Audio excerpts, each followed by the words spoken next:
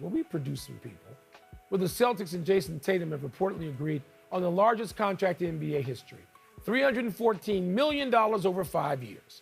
This follows yesterday's 4-year, $126 million deal with Tony's fave, Derek White. Tony, when you look at these contracts, the signings by league rivals, and the announcement that the Celtics majority ownership group intends to sell, are you confident these Celtics, will be the team to beat for the coming 2 to 3 seasons? In the East, sure. I'm totally confident. Totally. Mike, they just won the NBA championship. They had more regular season victories than every other team in the league. The next team that was under them was 7 wins under, and that was both Denver and Oklahoma City. In the East, it was the Knicks, 14 wins under, right? I mean, the Celtics went out in the playoffs. They were 16-3, Mike, 16-3. They never lost more than 1 game in any particular round, and they've got all their players back. All of their starters are signed for at least 2 more seasons. Yeah. I mean, who do you think's going to beat them? Do you think the Knicks are going to beat them because they got Mikal Bridges? Maybe. Yeah, but they just lost their big center. Didn't their big center sign in Oklahoma City? Do you think Philadelphia is going to beat them because Paul George has never won anything? Is going to make Philadelphia great? I don't think that that's the case. You know what, Mike? We have to wait and see Paul George's impact. We don't have to wait and see the Celtics' impact. We saw they won. Yeah, Tony, they won, and they are worthy, and they're going to be the team to beat. But I think teams will beat them. I do. Okay. I think if the Knicks were healthy this past season, the Celtics won 64 games. I'm going to give you my over-under for the Celtics for this coming season. 56? Because they're going to be better teams playing them every night.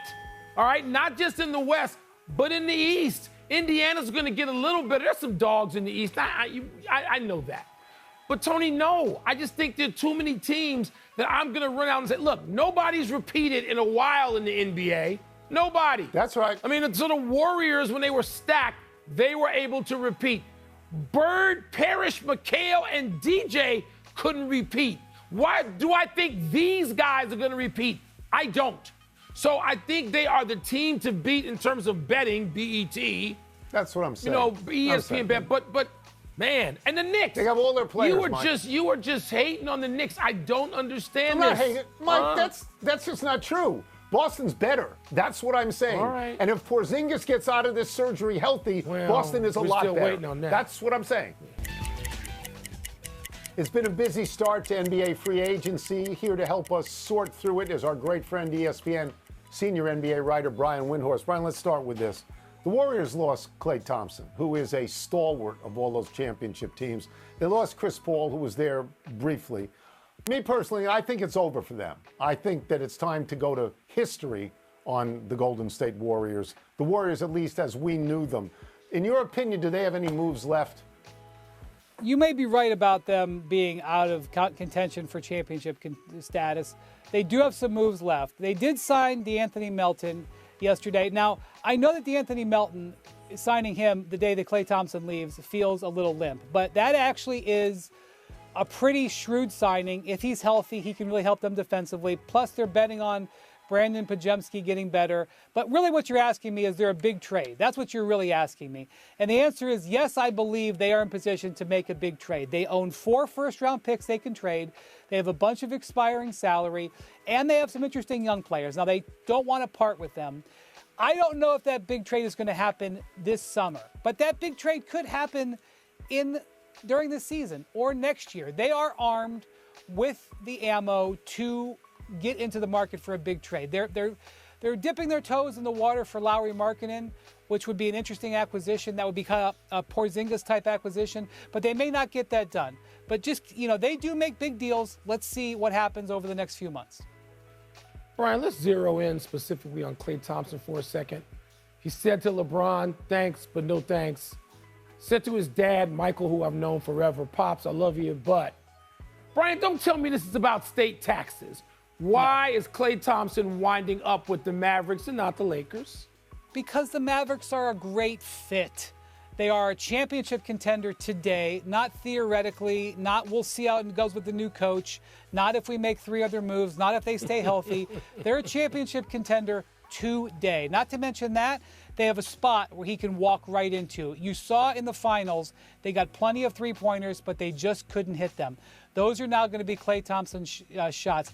I wouldn't be surprised if he gets 400 to 500 spot-up three-pointers in this upcoming season. And you know that he is going to make a lot of them. Whether he shoots 37% or 41%, you know he's going to make a lot of them, and you know that he's going to thrive. And that was very clear.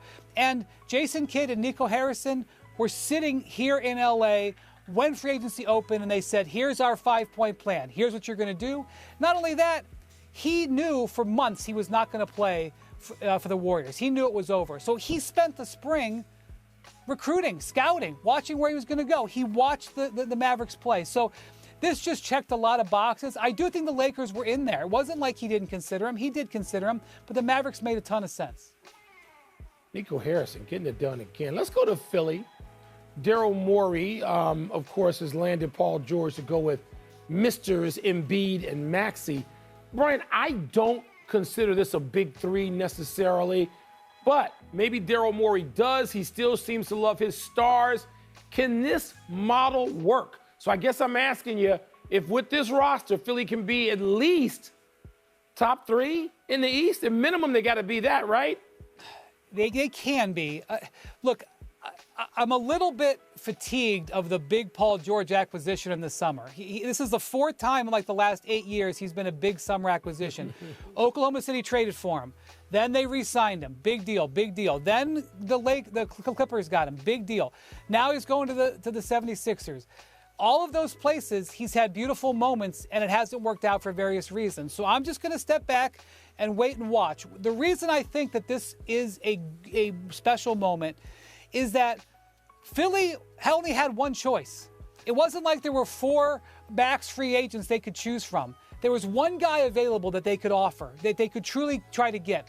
It wasn't like Paul George had 10 choices. There was one team that really made sense for him that had the money to straight pay him. These sign and trades or whatever, they rarely work.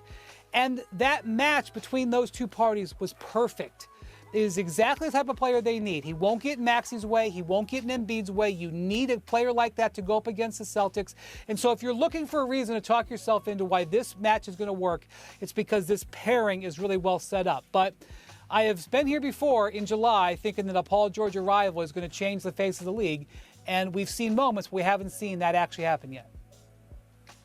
Thank you for saying that, because that's what I would have said. It doesn't actually work. We'll get you out of here on this. A lot of contending teams have improved, some just by signing their own players and staying with them. Are there any teams out there that, in your opinion, have not done enough? Denver, tough spot. Look, when they lost Bruce Brown last summer, it was because they were constrained. There were rules against them. They just couldn't even match the offer when they lost Bruce Brown. This summer, there was nothing holding them back from paying Kentavious Caldwell-Pope other than the willingness of the owners to spend, the Kroenke family, and they just didn't. And look, like if you don't believe in investing in a 32-year-old, I guess you could try to sell that, but this is your window right now. The only team that solved the Celtics all year was the Nuggets. They were 2-0 against them. Had that been the finals, I'm not sure how it would have gone. And they have now let 2 key players in back-to-back years go out the door. Now, they have a bunch of young guys, and they believe they're going to step up, but you've got Nikola Jokic in his prime right now. Denver, looking at the competitiveness of the West, looking at what Oklahoma City did, looking how Dallas has improved, looking at Minnesota, looking at all that, they're taking steps backwards. And they are in a glorious championship window, and they're taking steps backwards because the ownership doesn't appear like they want to spend. And so, to me, now let's see, we're not at opening night yet. They have other moves they could make, we'll see. But I don't think signing Russell Westbrook is going to be a difference-making move. So Denver, in my view, is getting passed up in a spot where they really messed up. They should have obviously won that series with Minnesota. They let it go, and now they've had a bad summer. They're not on a winning streak right now. Thank you, Brian, as always. Thank you, Brian. Appreciate it. Enjoy the holiday, guys.